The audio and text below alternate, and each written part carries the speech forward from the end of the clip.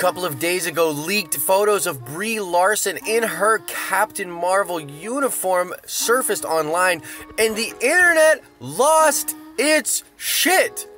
In this video, I want to talk about why we shouldn't freak out, what I think is going on in the movie with this costume, and how Carol Danvers might help our heroes defeat Thanos. Let's talk about it. What is up, YouTube? It's Josh. This is the Den of Nerds. If you love comic book movies the way I love comic book movies, subscribe to this channel. We crank out all sorts of content for those types of films. Oh, and shout out to David O. Byrne, who got the nerd card question correct in my latest Star Wars Rebels video. You definitely know your stuff when it comes to Star Wars, so shout out to you, David. There will be another nerd card question at the end of this video. Okay, real quick housekeeping type stuff before I get into the Ms. Marvel stuff. I'm sure many of you have noticed things are a little funky on the channel right now. I'm not cranking out as many videos as I could. I'm not covering as many topics. You're seeing videos from other creators, and you saw that weird vlog. Well, some of you saw it, like less than 100 people saw the vlog. But we're doing some experimenting right now, and I am planning out 2018. We are going to be giving you all the great content that you are used to throughout this year, but we're working on cranking stuff up as well. So I'll make announcements about all of that stuff when I can. Now let's talk Miss Marvel, Captain Marvel, Brie Larson, the whole thing. So yeah, these photos surfaced online, and look, I'm not going to sit here and say that I saw these photographs and immediately thought, wow, that's a terrific costume. Because no, that didn't happen. In fact, quite the opposite. But like the internet tends to do, we disproportionately got a lot of criticism and hate for these photos without the full context, without the full story of what's going on. So let me try to explain why you should not freak out about Brie Larson in this costume real quick, okay? So the first thing I want to talk about is the timing of the movie. This movie takes place in the 90s. Do me a favor real quick. Go find a random photograph of yourself from the 90s, and yeah, I think you'll understand where I'm going with this. Things were different then. Things looked different. People dressed different. You know, the times were just different. So I don't think it's going to be as weird. And it could be sort of throwbacky to have this kind of a costume in the wardrobe of a 90s film. I mean, look, here's a photograph of me from the 90s. Not my best look.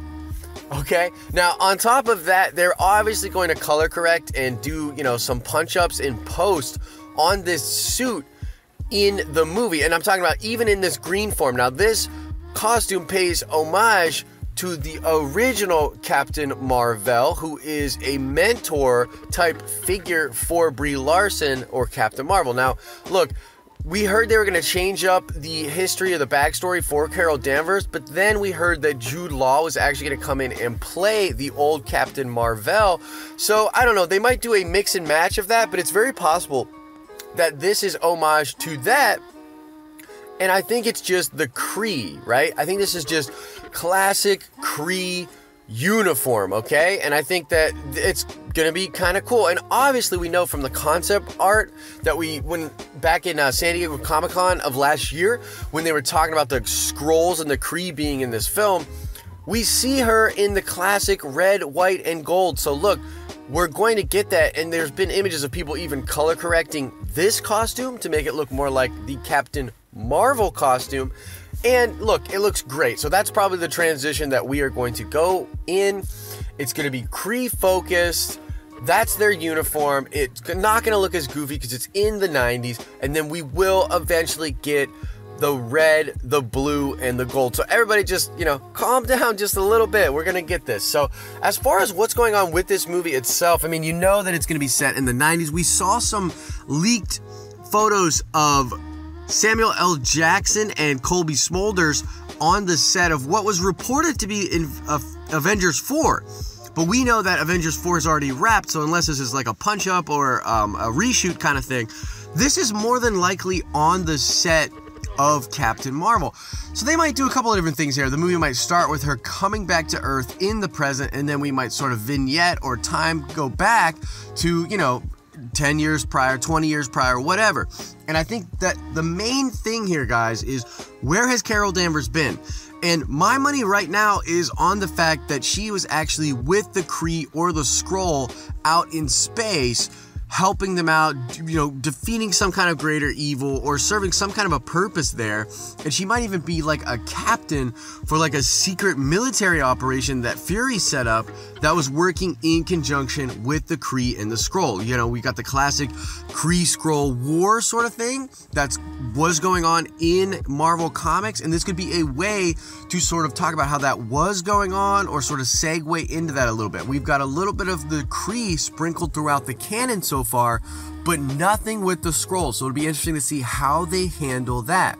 Alright, now real quickly, let's talk about how Captain Marvel is going to help our heroes defeat Thanos. And here's the thing, I mean, Thanos is the big kid on the block, and if he really assembles that gauntlet, which we kind of think he will by the end of Infinity War, man, there's really nobody that can stand up to him just force for force, brute strength for brute strength. I mean, don't get me wrong, Miss Marvel is a big gun. She is incredibly powerful. In fact, we've heard reports that she will go and be the strongest member of the Avengers by a long shot.